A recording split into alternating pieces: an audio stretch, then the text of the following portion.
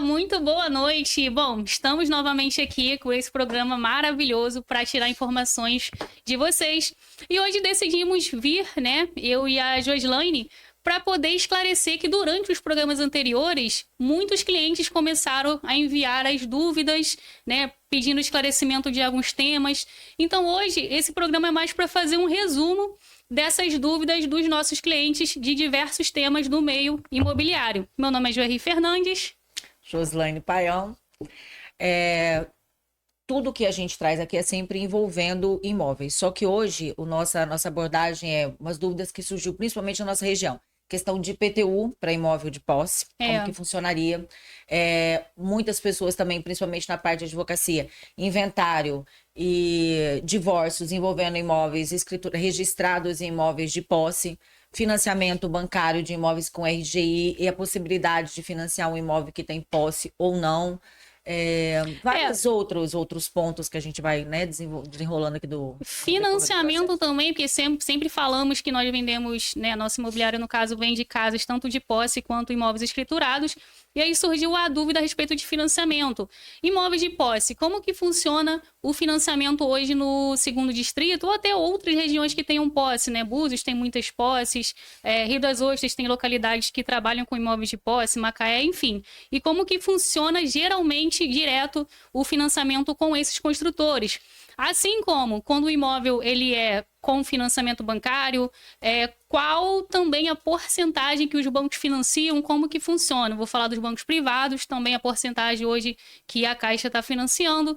Dúvidas básicas para vocês ficarem, claro, 100% atualizados. Vamos começar então pelo IPTU. As dúvidas em relação ao IPTU, que é um dos procedimentos que a gente resolveu abrir na imobiliária, porque a maioria das empresas, dos clientes nossos que compram um imóvel de posse, a maioria não tem, né, o IPTU. Então, a gente faz esse procedimento dentro do escritório para tirar o IPTU daquela casa que ele está comprando. Joerri vai falar um pouquinho mais como que funciona o procedimento e para que serve. IPTU é o abreviamento aí de Imposto Predial e Territorial Urbano, e ele vem aí para registrar o seu imóvel na Secretaria da Fazenda Municipal, ali para o seu imóvel estar registrado. E aplica-se obrigatoriamente para os imóveis registrados, mas também aplica-se para imóveis de posse, que é o que muitos clientes não sabem hoje. Então, hoje, mesmo você comprando a sua casa de posse, com documentação de direitos possessórios, você pode pegar esse contrato de compras e vendas e esse histórico, essa primícia, que nós sempre falamos que é importante você pegar com quem está te vendendo o imóvel, e aí você leva na Secretaria da Fazenda Municipal, apresenta lá e dá entrada no seu IPTU. Esse imposto é de suma importância. Primeiro que é uma documentação a mais do seu imóvel. Tem municípios que ele não é obrigatório. Por exemplo, no 2º Distrito, o IPTU ele não é obrigatório ainda, porque a Prefeitura começou a fornecer esses serviços recentemente. Porém, a gente sempre aconselha para ser uma documentação a mais, ainda mais se você quiser, posteriormente, dar entrada na legalização de imóveis, né? Que o Uscapião, que é o meio que nós trabalhamos de legalização de imóveis lá no 2º Distrito, é de suma importância e ajuda muito você ter esse imposto predial e territorial urbano, que é o IPTU. Então, a gente sempre aconselha, comprou o seu imóvel de posse, mesmo que não tenha obrigatoriedade, faça para você conseguir estar posteriormente dando entrada em outros documentos, né, e tudo mais, é importante.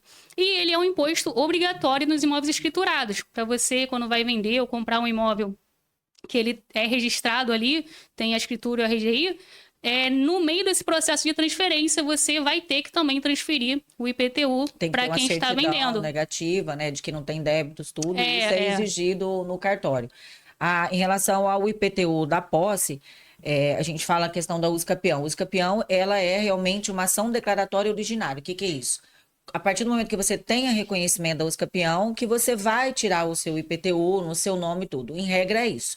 Se tiver débitos anteriores, eu estou fazendo a regularização do meu imóvel e esse imóvel era parte de um terreno. Um exemplo, vou colocar uma situação fática. Um terreno de 600 metros quadrados, que tem um proprietário registral, tem um débito de IPTU, foi negociado ao longo dos anos através de contratos de posse, e aí dividiu esse terreno, construíram 2 casas. Tem um débito lá no processo original, do proprietário original. Mas eu comprei agora e eu estou fazendo a regularização agora. Então, esse débito, ele não vai acompanhar, porque é um imóvel de posse. A partir do momento que você tem uma declaratória de que aquele imóvel é seu a partir de agora, você é proprietário dele, o IPTU é devido dali para frente. Por isso que a Joeli falou que não é obrigatório para imóveis de posse. Realmente é importante, porque o que a gente comenta aqui sempre para regularização, Sim, sim. principalmente através da uso capião. Você tem que ter o máximo de documento possível provando que você é proprietário, que você atua como proprietário, você é visto como proprietário. Então, o IPTU te ajuda muito nisso. Muita gente procura falar assim, não, doutora, eu não quero gastar com o IPTU agora não. Ok, se você não quer gastar, você tem conta de luz no seu nome, tem de água, tem vários anos já morando no local, realmente o IPTU, ele não é tão necessário. Mas se você está querendo constituir uma documentação para lá na frente entrar, ele é de suma importância, ajuda muito. E até mesmo se for esperar um pouco para fazer a regularização do imóvel, já faça o IPTU. Até conversamos, né? Trouxemos casos que ocorreram ali na região de Unamar, da pessoa que comprou o seu terreno de posse lá, foi para o Rio, tinha só a documentação de posse, e quando voltou, infelizmente encontrou outra pessoa construindo. E aí, para você brigar ali pelos seus direitos, com o histórico, a premissa que você tem no terreno, ter o IPTU com certeza ajuda muito mais. Então, é de suma importância, principalmente em imóveis de posse, você entender e dar entrada no IPTU. E muitos não sabem, mas esse também é um serviço que o nosso escritório hoje ele oferece. A gente auxilia em toda a retirada do IPTU do imóvel. É importante saber que ali no segundo distrito, eles facilitam, o município vem facilitando essa regularização, porque ali realmente é uma área que predomina a posse. Então, hoje, para a gente fazer esse procedimento, a gente pega todo o histórico, né? São as premissas, os contratos antigos, faz-se uma planta simples daquele imóvel com a metragem, é bom. Vamos supor, o teu terreno tem 200 metros, 250 metros, é bom que você leve até a prefeitura uma planta do tamanho desse imóvel e se já tem ou não construção, porque o lançamento é feito, se o terreno vazio é um valor, terreno com construção é outra, então tudo isso já ajuda você, como a gente já disse, na documentação, mas também a individualizar o seu imóvel ali, então Exatamente. É importante, até se você tiver um profissional, um topógrafo, que é o nosso caso lá, o topógrafo tem um topógrafo que trabalha no escritório com a gente, ele já faz uma planta ali da metragem certa do seu terreno, que essa planta também futuramente pode ser usada para regularização também do seu imóvel através de uma uso capião. Outra grande dúvida também é que quando o construtor ele já constrói num terreno inteiro que tem IPTU, ele faz mais de 2, 3, 4 casas nesse mesmo terreno, dá para posteriormente desmembrar o IPTU territorial para o IPTU predial. Então, às vezes tem da área total, você tem como fazer esse desmembramento posterior e tudo mais para passar o IPTU territorial para o IPTU predial da sua casa, que é um serviço que também nós podemos auxiliar. É importante saber que não pode ter débitos anteriores nesse caso dessa divisão, né? A gente consegue fazer esse procedimento desde que não tenha débito. E a gente já está firmando ali parcerias, né? Ali em Unamar, alguns construtores, que a gente vai falar sobre isso, questão do parcelamento do imóvel de posse, no próprio parcelamento ali, ele já está embutindo esse serviço de IPTU, ou seja, já está entregando a casa com o IPTU para o comprador, que isso também já facilita muito para quem está comprando o imóvel, uma segurança maior. Exatamente. Se você tem alguma dúvida a respeito de qualquer dos temas que nós vamos abordar hoje aqui, quiser que vamos até o local, sua imobiliária, loteamento, associação, também estamos fazendo esse serviço de ir até o cliente, explicar mais, né, um cliente ou vários clientes, estamos fazendo esse serviço para trazer realmente um esclarecimento maior para todo mundo aqui da região dos lagos, né? Por enquanto, a região dos lagos, se Deus quiser, vai ser o Brasil todo. Então, dá licença que já chegou pergunta. Opa, pergunta? Bom, pediu aqui para não se identificar? Sim. Eu vou falar então, o seguinte, é um caso meio complicado. Sim. No terreno há 3 casas construídas, sendo que 2 pagam IPTU e a terceira casa parece que não tem nem planta.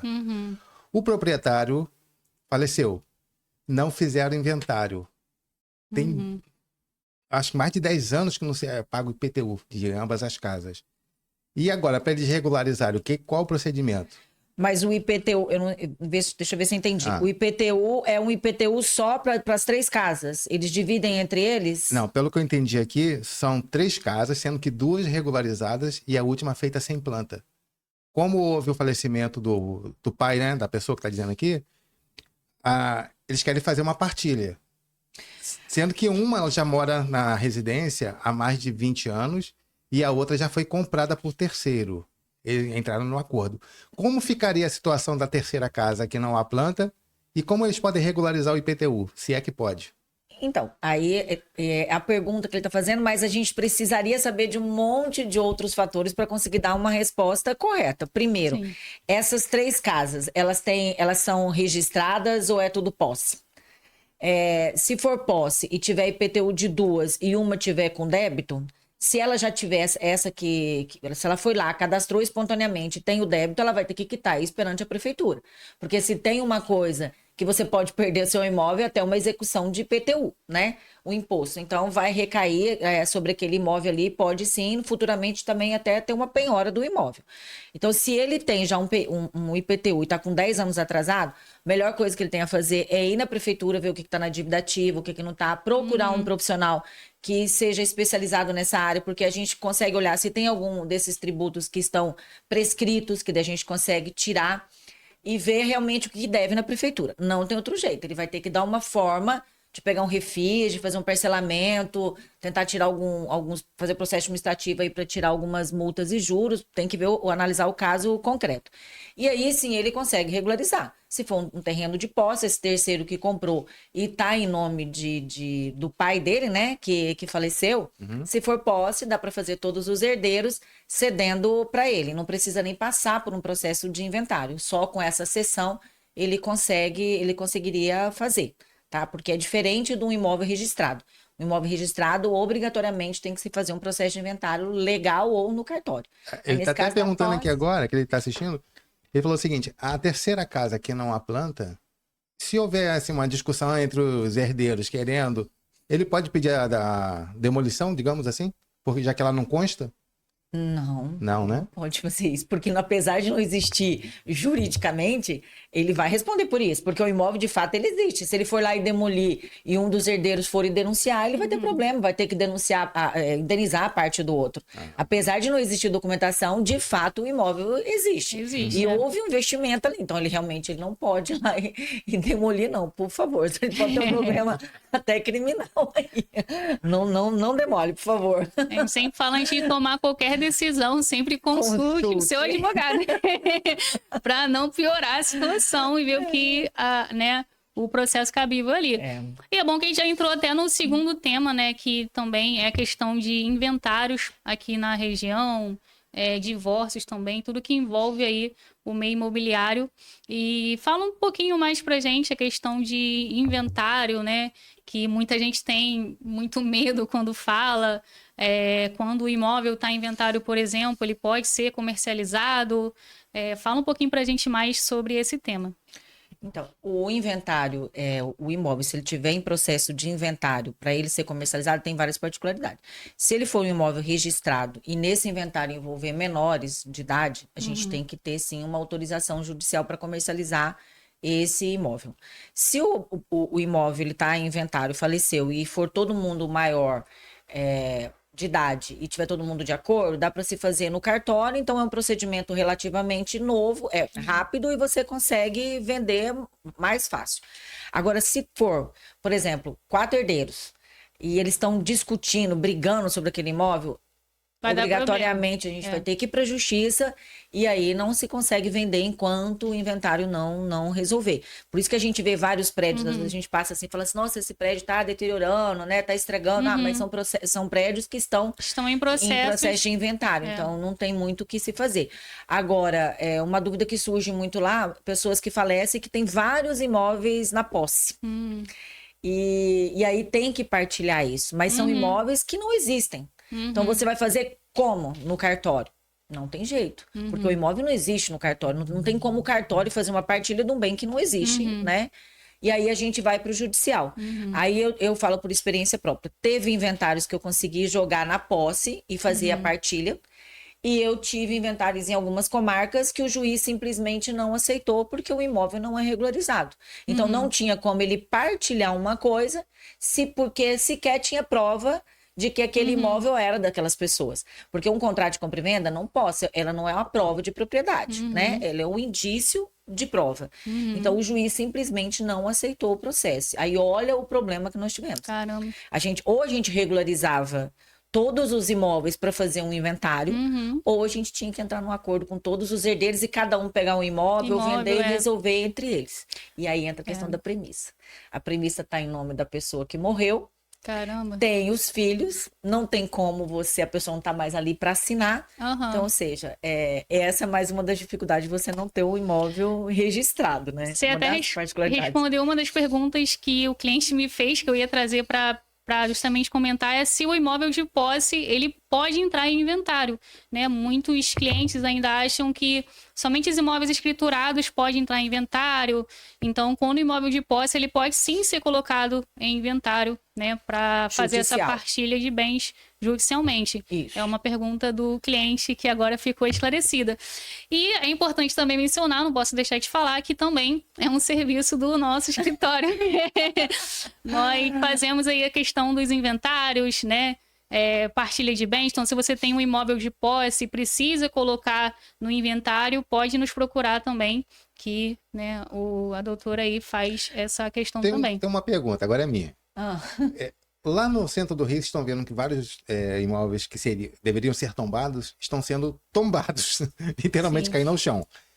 Digamos que uma pessoa, nesse meio tempo, pegue um imóvel desse, cisma de pagar a luz. Aí vai para uma falha técnica da prefeitura, autoriza, bota lá no nome da pessoa. Já tem mais de 10 anos.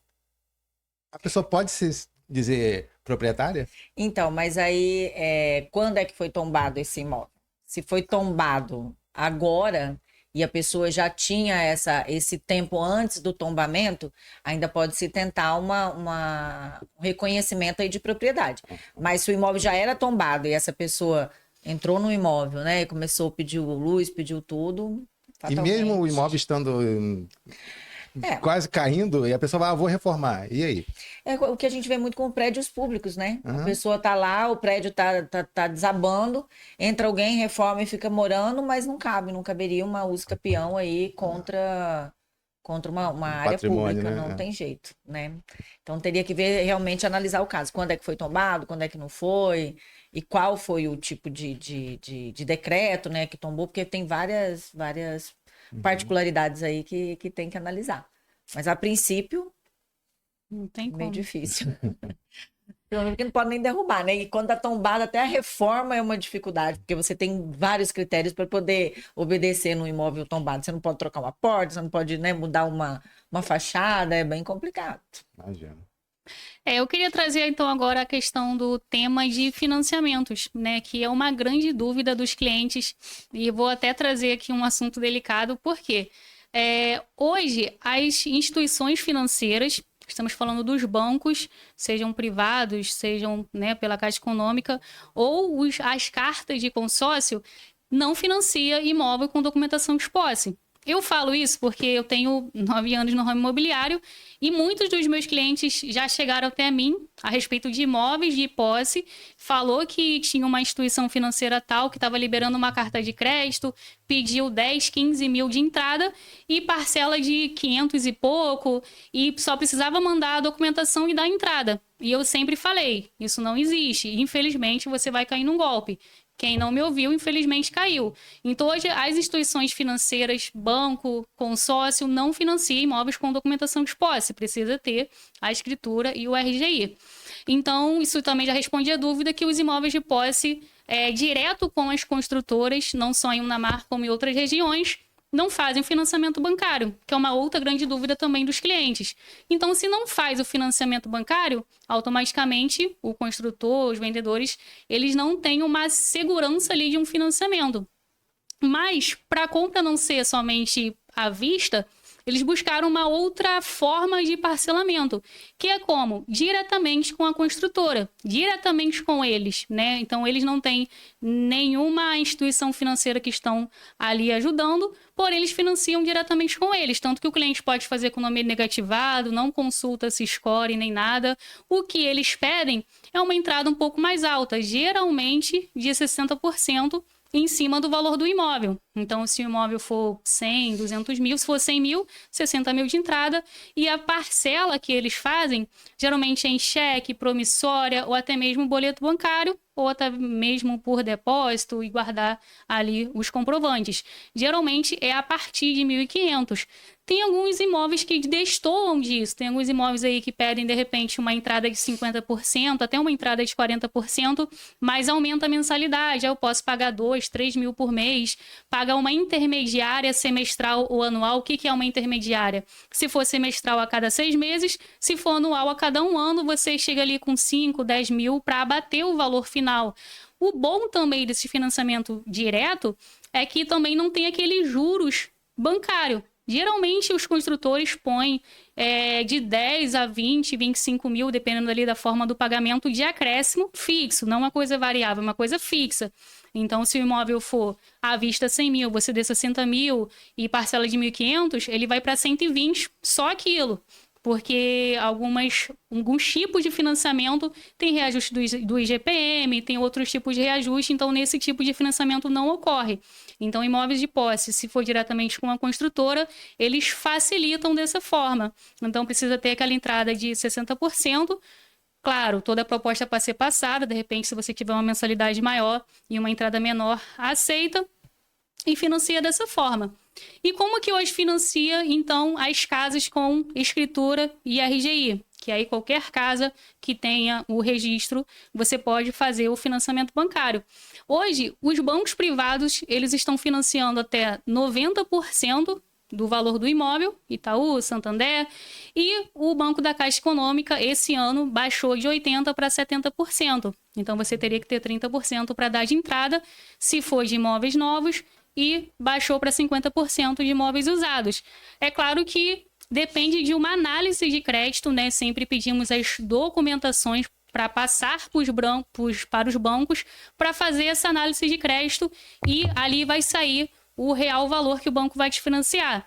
Lembrando que se você fazer uma junção de rendas também ajuda aí a passar isso e também você vai ter que ter os custos de documentações, que seria o ITBI, que é o Imposto de Transmissão de Bens, que varia aí municipalmente de 3% a 4%, dependendo do município, e também os custos de cartório, né, que costuma ser em torno de 4% também em cima do valor do imóvel. Então, eu sempre falo, separa aí pelo menos de 7% a 10% de documentação em cima do valor do imóvel para você cobrir esses custos.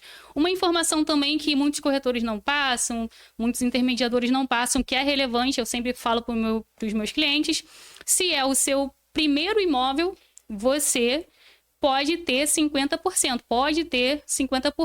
de desconto nos custos de cartório. Já é um baita desconto. O meu último cliente, ele teve desconto, se não me engano, de quase 5 mil nesses custos de cartório, né, pela casa que ele estava comprando. Então, é super válido. Você vai apresentar uma declaração de primeiro imóvel ali no cartório e vai conseguir fazer. Então, se for imóvel que tenha o registro, você pode fazer pelo banco. E se for de posse, geralmente é esse outro tipo de financiamento, tá bom? A posse, a gente fala assim, é realmente mais complicado, não tem tanta segurança jurídica, mas como a gente sempre comenta aqui, para investimento, né, a longo prazo, até médio prazo, é muito bom. Porque você não tem toda essa burocracia, você compra um imóvel muito abaixo do valor de mercado, você consegue parcelar diretamente com o construtor sem essa taxa de juros. Eu vejo, hoje mesmo eu tive um cliente que me procurou, que está pagando um absurdo de financiamento bancário. Normalmente você faz, são 360 meses, salvo engano. Então, ele está pagando o dobro, né? Na verdade, ele vai pagar quase 4 valores do imóvel. Então, realmente, a posse para investimento nisso, você compra direto do construtor. Apesar de que muitos clientes chegam e falam assim, a gente está querendo comprar, mas qual é a segurança que a gente tem? Principalmente quando compra na planta, né? Mas a gente vê ali na prática ali que todos os construtores vendem, entregam imóveis muito bem acabados. Então, realmente, para investimento e fora essa burocracia toda, é muito bom, gente. É realmente... Eu vou trazer aqui um exemplo real. Esses dias um cliente estava querendo uma casa em Rio das Ostras de 300 mil, um cliente meu. E aí a carta de crédito para ele deu que ele precisaria de 90 mil de entrada. E isso fora os custos da documentação. E depois, esses outros 210, se eu não me engano, ia sair 3 vezes a mais, né, nos juros que deu para ele. E aí, com 90 mil, e a casa era uma casa simples, ali no Enseada das Gaivotas, em Rio das Ostras, uma casa simples, nem piscina tinha. Com 90 mil, ele compra uma casa com piscina de 2 quartos, com suíte em Unamar. Juro pra vocês, ele dá entrada, não vou dizer compra, peraí. Ele dá entrada numa casa com 90 mil, numa casa de 2 quartos, com piscina e suíte em Unamar. E esse restante ele paga ali como se fosse aluguel. Detalhe, se ele não quiser arcar com essa mensalidade, ele aluga a casa. As casas em Unamar alugam muito rápido. A pessoa mesmo paga aquele financiamento e no final vai ter uma baita casa. Ah, mas a casa não tem RGI. Bom, A gente faz. eu ia falar isso agora. A gente faz e por um preço bem menor Então, do que se você pagar para o banco 3 vezes mais. Então, aí você vai pagar o final praticamente sem juros, porque uma casa com piscina, suíte, 2 quartos, tudo mais ali, vai ser em torno aí de 200, 250 mil. Né? Às vezes muito mais em conta, dependendo do local. E aí faz o serviço de regularização, vai ter o RGI no final, vai pagar um juros bem menor. E acabou, ele já tá vindo agora no final de semana para ver a casa e comprar a casa em Unamar. Mas, faz as contas. Se você for pegar, por exemplo, 300 mil, né, para financiar, se você paga 2 vezes mais, essa casa vai ser por 900 mil para você. E no mínimo, né, se a gente for pensar, fora a documentação e fora tudo. Se você compra na posse 250 mil, se você gastar mais 20 para regularização, 270 mil a mesma casa. Gente, é uma diferença. Compra umas 3 casas. Gigante. Aluga 2. 270. Casé, vamos começar a investir nisso aí, Casé. 270 para 900 mil reais. Olha isso, que doideira. É uma diferença muito grande. Por isso que vale a pena. O mercado imobiliário, se você souber trabalhar, gente, olha... Com toda certeza. Hoje está saindo muito mais vantagem do que investir em imóveis de leilão. Imóvel de leilão, você depende de vários fatores para ter uma vantagem. Você tem que ver se o bairro entrou em desvalorização, se for um imóvel que já esteja ocupado, quanto que vai sair os custos ali judiciais para aquela pessoa sair. Então tem vários fatores, às vezes você acerta, às vezes você erra, às vezes você acaba gastando mais. Imóvel de posse não, você já sabe o real valor que você vai gastar, o real valor de valorização. E fora que a região dos Lagos é uma região que vem crescendo muito no estado do Rio de Janeiro, né? Aí temos grandes empresas vindo para cá, para São Pedro. O turismo de Cabo Frio agora está bombando, né? Eu falei até do transatlântico, do navio que veio com 700 estrangeiros aqui para Cabo Frio. Então, qualquer imóvel hoje que você investe aqui, você ganha de valorização. Investindo em imóveis de posse, ali em Unamar. O Unamar também já tem um supermarket, tem um Bob's, tá fazendo um novo shopping, tá crescendo. Tá em ascensão. Que fique bem claro, gente, que a gente nós não estamos aqui fazendo, tipo assim, influenciando vocês a comprar um imóvel irregular. Não é isso. Senão eu falar assim, do jeito que vocês estão falando, vocês estão falando assim que é muito mais vantajoso comprar um imóvel na posse do que um imóvel registrado. Não é isso que nós estamos querendo dizer. A nossa situação fática no segundo distrito aqui, sim, ela possibilita isso. Isso não significa que você vai comprar um imóvel irregular em qualquer lugar do Brasil e você vai ter essa rentabilidade. A gente está falando de uma área que nós conhecemos, que a gente conhece a documentação, que a gente conhece a procedência e que a gente já tem resultados reais do que pode acontecer. Então, a gente não estamos aqui influenciando a você comprar um imóvel na posse, não. Tá? Isso tudo tem que ser bem analisado. Nós estamos falando de uma região que a gente realmente tem conhecimento. Agora, se você vai comprar em uma outra região, a gente sempre aconselha você verificar a questão da documentação e procurar um profissional que te oriente. Nós estamos falando aqui do segundo distrito da nossa região, de Rio das Ostras, vários bairros ali, São Pedro também, vários bairros. Então, assim, a gente está falando de uma região que a gente conhece, tá? De fato, segurança jurídica é um imóvel registrado. Por isso que a gente fala, comprou posse, você vai ter esse imóvel regularizado e com mais segurança depois que você efetivar toda essa documentação, tá? Então, o imóvel de posse, ele compensa desde que você regularize e consegue ganhar em cima disso e ter uma estabilidade jurídica, né? Aqui estamos fazendo uma quebra de objeção e uma dúvida constante dos clientes quando vem de regiões que a posse muitas das vezes é de área ambiental, é de invasão, e aí vem para cá com essa ideia da posse, chega aqui, é um mercado diferente, é uma situação diferente. Então aqui a gente explica a real situação, e fora que aqui está em crescimento, aqui está em desenvolvimento, a gente sabe que os imóveis estão valorizando, em breve a prefeitura, assim como chegou com o IPTU no 2º distrito, vai chegar facilitando de alguma forma a retirada direta da escritura e do RGI sem ser pelos métodos de uso capião e outras formas, e também trazendo uma ideia para os investidores, né? Que aqui estamos também pegando o mercado dos investidores e trazendo essa vantagem. Mas, inclusive, é importante a gente mencionar aqui que trabalhamos com imóveis na região dos lagos toda. Temos imóveis ali em Cabo Frio, temos imóveis em Macaé, temos imóveis em Búzios, né? Búzios, inclusive, estamos trabalhando também com multipropriedade. Para quem não sabe, você pode comprar datas do ano para ficar naquele imóvel. E você tem escritura daquilo. Então, a gente vai tirar um dia só para vir aqui falar sobre multipropriedade. Temos casas de todos os tipos de valores. Né? Esses dias mesmo fomos captar uma casa ali no Peró, pertinho da praia, 1 milhão e pouco, eu fazendo propaganda já. Búzios também temos excelentes imóveis. Então, investir na região dos lagos, seja em imóveis de posse, em imóvel escriturado, você está fazendo um excelente negócio, porque aqui o turismo ele movimenta muito a economia da cidade, então você está sempre ganhando, os imóveis aqui nunca desvalorizam, só valorizam a cada ano. Com certeza. É que a gente fala muito de posse, como o programa, né, o objetivo é falar de regularização, por isso que a gente fala muito nessa questão de posse. Mas o investimento para imóveis regulares também é muito bom na região, por isso que a gente, né, mexe com essa parte aí da corretagem, além da regularização. Uma dúvida também que me perguntaram essa semana é a questão de divórcio envolvendo bens de posse. Uhum. Gente, não é muito diferente do que o inventário.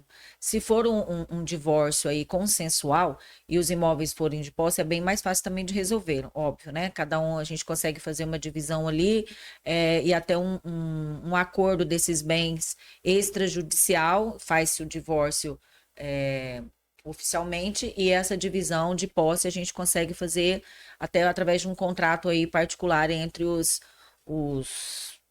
companheiros lá, né? As pessoas que são casadas. Agora, já a questão dos imóveis registrados, realmente tem que ser feito operante o cartório ou judicial. Então, de posse, a gente ainda consegue fazer através de um contrato comum. Chegou outra pergunta, hein? Opa! Olha, Reginaldo, perdão, João, não é você não, é Reginaldo. Reginaldo tem um imóvel num condomínio em Maricá. E ele que herdou da irmã, faleceu. Só que ele, por ser atualmente o mais velho e ter uma irmã menor não, caçula, né? Eles já são pelo visto que não disse a idade não, mas acredito que seja maior. Ele falou o seguinte: por falta de pagamento, o condomínio pode pegar o imóvel? Então, o condomínio, se ele já tiver com processo de execução, ele só tem esse imóvel? Não sei. Aí eu já não sei dizer. Então, normalmente o condomínio pega sim, penhora sim.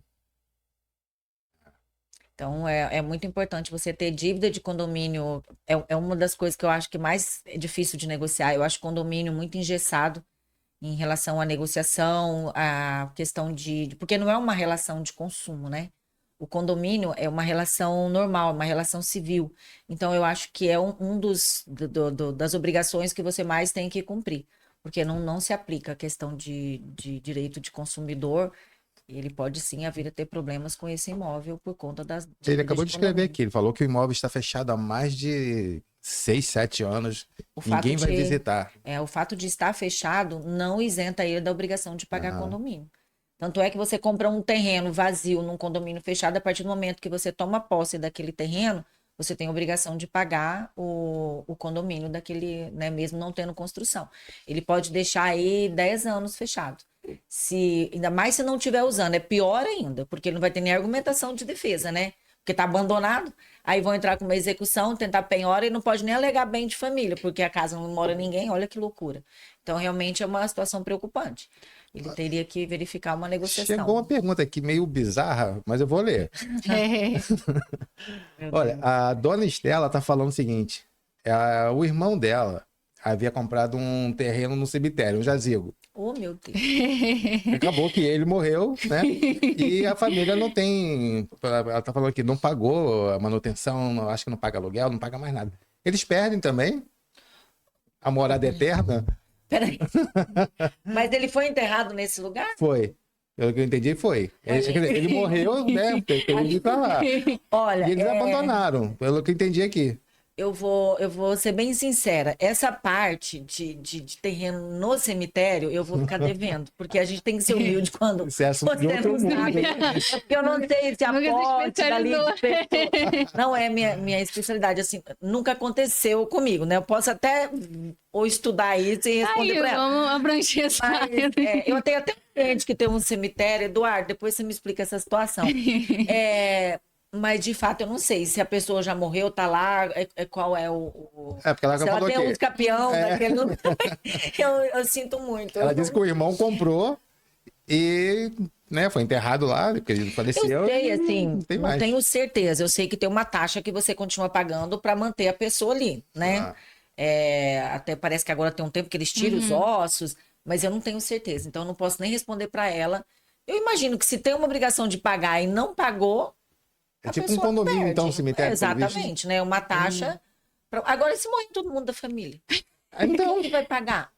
É boa. Não é? Estela, vamos trazer Estela, pro próximo. Estudar isso, que agora até eu fiquei curiosa. próximo Quero saber, tema. porque vai que eu preciso futuramente, eu quero deixar para meus filhos aí um lugar onde eu vou descansar, não é obrigação para eles pagarem, claro. Estela, assista cenas dos próximos capítulos, hein? Aí, ó.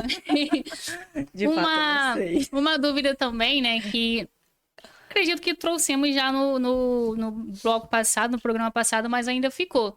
Que como agora estamos também oferecendo muita regularização para associações, né, principalmente, né, através do usucapião, que ainda é a forma mais rápida de tirar, muitos clientes ficaram com essa dúvida.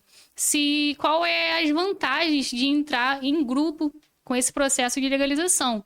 Porque eles estão querendo se reunir, né, para ver se realmente compensa, qual as vantagens de entrar em grupo com o processo de usucapião.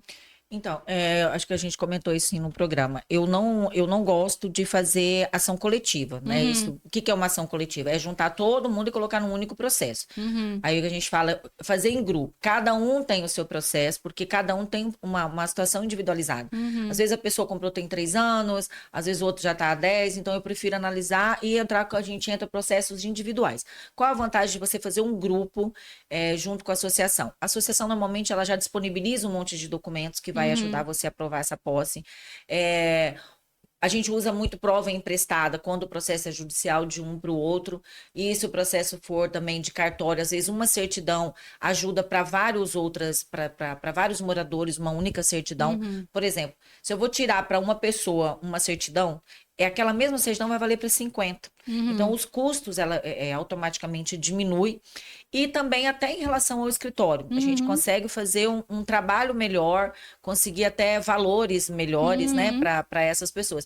Então, de fato, eu acho assim, em matéria de custo total, fazer em grupo, sim, os custos ficam menores. 30% menor aí. Então, vale muito a pena. E sem falar que um ajuda muito o outro, né? Se for judicial, questão de testemunha, porque às vezes judicial, se você não tem uma prova muito robusta documental, o juiz marca uma audiência, um pode depor para o outro. Então, as vantagens são muito, muito grandes mesmo. Vou trazer um assunto até sensível, né? Meio polêmica. Muitas associações no 2º Distrito entrou com a questão da regularização através do REUB.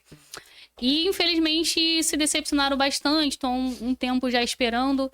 E queria que você explicasse a diferença, por que o usucapião ele é mais rápido e melhor, e qual a diferença de entrar com o REUB e com o usucapião em legalizações de imóveis.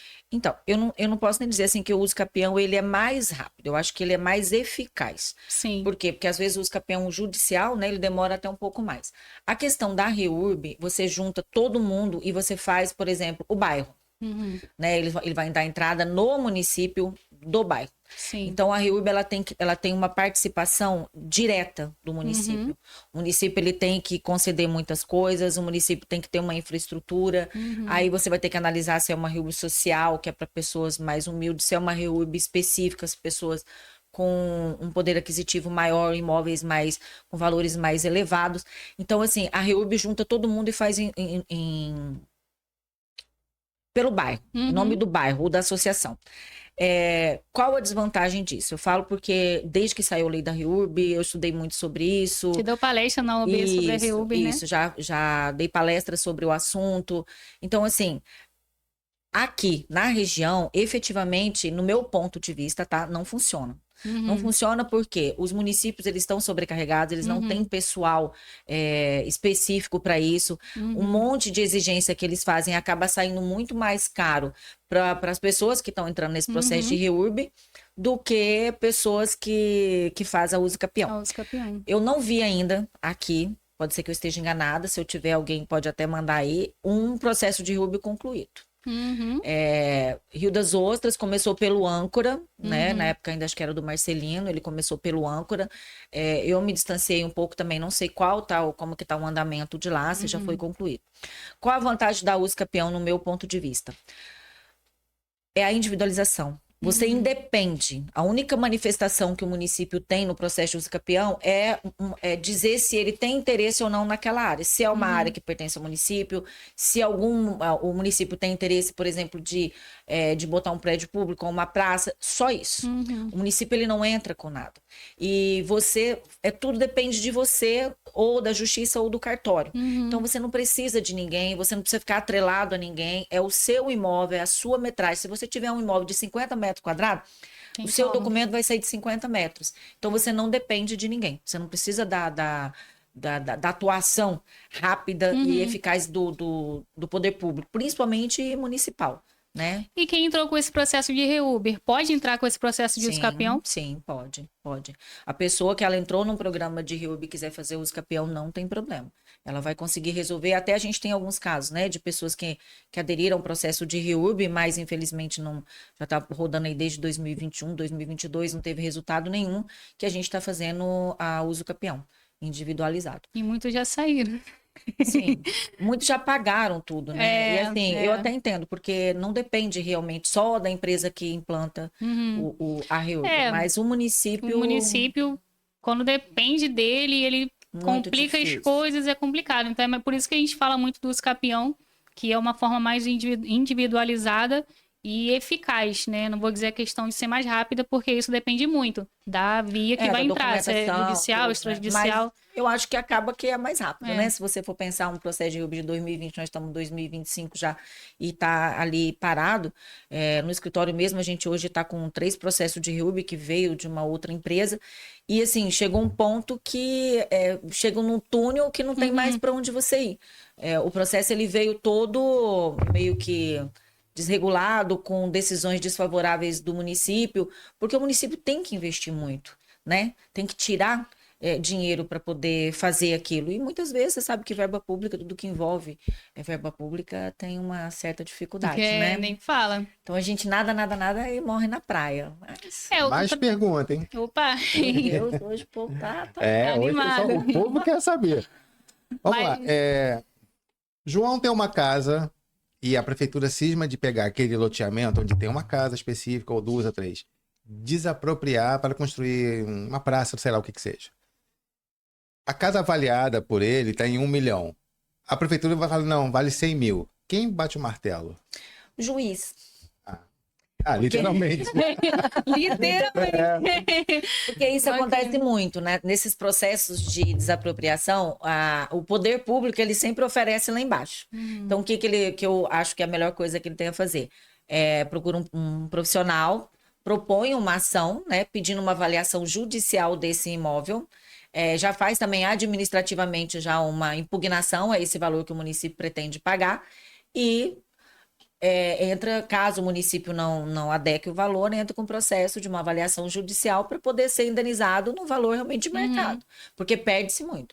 Rio das Ostras, a gente teve uma área ali do âncora que o município também tinha avaliado num valor bem menor, mas ainda a gente conseguiu resolver administrativamente. Nós conseguimos uma avaliação de mercado, fizemos um recurso e conseguimos entrar num acordo dentro da própria prefeitura, do município. Mas se deixar quieto, vai receber só 100 mil. Caramba. Outra situação também que estamos, né, avançando lá em Mianmar e podemos trazer também para outras regiões. Por exemplo, o construtor às vezes tem um empreendimento de 30 casas, né, que é de posse, e aí estamos oferecendo um pacote, né, para aquelas 30 casas ali, para no final ali a pessoa conseguir dar entrada no processo de uso capião e ter direito ao RGI do imóvel. Que quando oferece isso coletivamente, quando parte principalmente do dono ali, do construtor, fica mais simples, que você já direciona o cliente. A gente consegue também fazer um trabalho aí mais bacana, né, coletivo, e também os custos ficam mais em conta né, fazer isso dessa forma. E a gente fala, por exemplo, essa parceria com os construtores, o que está sendo bom? Porque além da gente conseguir embutir esse valor, lógico, dá opção para o comprador. Olha, você pode comprar um imóvel na posse por tanto, e se você quiser fazer a regularização, vai aumentar tanto, mas no final você vai ter a condição de ter o RGI. Quem compra parcelado ao longo do tempo de parcelamento, a gente já vai orientando a documentação que ele precisa ter, a planta que ele tem que fazer, com topógrafo. Então, ele vai tendo aqueles custos pequenininhos durante o tempo que ele comprou parcelado. Chega no final, a documentação está toda redondinha, né, para a gente poder fazer a regularização. E não é aquela coisa afoita de ter que arrumar tudo do dia para a noite. Então, a gente já vai orientando. Desde o momento da compra até o final, a gente já vai orientando. E as pessoas que compram à vista também. Aí a gente já orienta e o processo de compra a gente já pode dar entrada já direciona todinho para poder fazer o registro. Então isso é muito importante, que a gente faz um trabalho em conjunto com os construtores. Isso é importante, que hoje o cliente se sente muito inseguro ainda com a questão da posse, conforme eu mencionei. Hoje tem regiões que 95% é legalizado e 5% não é. Mas aqueles 5% é porque é construído em área ambiental, é realmente invasão. E aí, quando o cliente ele vem para a nossa região, que ele se depara com muitas áreas de posse, e aqui já o oposto, o Mianmar, por exemplo, é 95% de posse e 5% legalizado. Então, é uma realidade diferente. E aí, quando parte do construtor explicar isso, oferecer esse serviço, dá muito mais segurança e credibilidade. Então, é importante também fazer essa parceria. Estamos abertas a parcerias, inclusive. Se esse é o seu caso também, pode entrar em contato, que nós vamos até você, claro, explicamos, apresentamos o projeto, tudo direitinho. A questão, você comentou em invasão, né? Tem algumas áreas 5% e dentro desse 5% é invasão. Gente, apesar da gente falar aqui que as áreas de posse aqui, elas não são de invasão, né? Mas tem até algumas áreas que elas vêm de invasão, que as pessoas estão lá há mais de 15 anos, então isso elas já solidificaram o direito delas. Então, mesmo que seja proveniente de invasão, isso é só uma dica, tá? A pessoa já está lá, invadiu uma área, 15 famílias entraram lá numa área e já estão lá há 15 anos, 20 anos. Mesmo sendo invasão, ela consegue dar entrada no consegue hoje regularizar. A gente fala que o direito não apara aqueles que dormem, né? Então, se a pessoa é dona de uma área e deixou essas pessoas ficarem lá 15 anos, 20 anos sem entrar com uma medida judicial para retirá-los, está repassando para essa pessoa o direito de ser proprietário. Só uma dica foi ótima. Só uma dica foi ótima. A gente sempre deixa claro que a posse é mansa e pacífica. Mas você já está lá 20 anos, mansa e pacífica, mesmo que você não quer comprar, você já tem o direito, é só uma... E se fosse o caso, assim, uma fazenda, né? Um senhor pegou uma parte... agora é minha. Pegou uma parte e falou assim, eu vou criar várias kitnets e vou, né, alugar. Aí ele faleceu, os herdeiros há mais de 10 anos não vêm, nem tem conhecimento daquela fazenda. As famílias estão lá, não tem mais a quem pagar, mas está tudo em nome deles, tudo bonitinho. E aí, como é que fica? Então, se você está lá há muitos anos, vamos por mais de 15 anos, né? Que a gente vai falar do extraordinário aí, de uma uso capião extraordinária que não precisa do justo título, né? Nem da boa-fé. Que é loucura, né? Mas não precisa nem ter boa-fé. Se eu tô morando na casa, tô pagando aluguel, a pessoa morreu, sumiu todo mundo, eu parei de pagar aluguel, tô lá há 15 anos, ninguém me mandou sair, ninguém me cobrou aluguel, eu tenho direito de entrar com uso capião. Porque, assim, o que provaria que eles não teriam direito? Se eles continuassem, mesmo que os herdeiros não aparecessem na fazenda, mas se eles continuassem a pagar aluguel para um dos herdeiros, aí a gente manteria uma relação de locação. Mas, no caso, a pessoa sumiu, eles estão lá há 15 anos, não estão pagando, ninguém pediu para eles desocuparem. Bom, aí já garantiram, né, o direito. Mínimo de 15. O mínimo 15 anos. Porque é a questão do 15, 10, dependendo da moradia, né? Pode até reduzir para 10. Mas ele não precisa nem do justo título, ou seja, ele não precisa nem ter um contrato de compra e venda e também não precisa mostrar a boa-fé. Porque no caso desse locatário que está lá, sabendo que o proprietário morreu e ele continuar sem pagar aluguel, você concorda que ele já não está de boa-fé? Sim. Ele não é o dono, ele está ali já começou por uma má-fé. Mas o tempo transformou a má-fé em direito, essa é a lei brasileira. Mas vai que de repente assim, cara, eu não conheço herdeiro nenhum, a quem eu vou pagar? Então, mas olha só, quando a pessoa é de boa fé, o que você faz? Se você não conhece o herdeiro, mas você sabe que tem um proprietário, quando tem um proprietário, no cartório existe um nome, no nome lá, se a sua imóvel for registrado. Eu posso ir até a justiça e fazer o depósito consignar em pagamento. Olha, eu não tenho para quem pagar, eu estou pagando na justiça o aluguel. Se um dia aparecer o herdeiro, eu não devo nada. Entendeu? Essa seria a atitude correta. Aí ele esperaria os 15 anos restantes, não apareceu. Mas se ele continuasse pagando aluguel, ele perderia o direito de uso-capião, porque ele continuaria na situação de locatário, porque ele está depositando. Entendeu? Aí a pessoa, nesse caso, a gente, né, pararia de pagar. Ninguém foi cobrar, ninguém hoje em dia, principalmente no Brasil, vai lá. Pouquíssimas pessoas. Vou pagar de boa fé. E a maioria das pessoas nem sabe dessa possibilidade, né? De você fazer uma consignação em pagamento, que é... Se você quer pagar alguém, a pessoa não quer receber, você pode consignar em pagamento, você se livra daquela obrigação. Tá vendo? Que aí o dinheiro ficaria para a justiça, acabou. Fica depositado em juízo. Mas aí não apareceu ninguém. Posso reaver o dinheiro? Não, né? Não. Você Eu posso reaver. Não é poupança, não é poupança. Investimento. O juiz está depositando, a pessoa não apareceu, devolve. Juiz manda intimar por edital, citar por edital, até ver o que acontece. O dinheiro não pega de volta. Bom, então é isso, conseguimos trazer, né, todas as dúvidas dos clientes que ficaram, né, nos primeiros programas. Falamos até agora, falamos bastante. Agora sim, nos próximos vamos trazer mais pessoas para a entrevista, porque não podíamos, né, trazer antes de esclarecer essas dúvidas, porque não podemos prosseguir se há dúvidas. Agora que esclarecemos, vamos prosseguir. A dona Estela tá falando aqui, ó. Não esqueça de falar sobre o cemitério, que ela quer saber.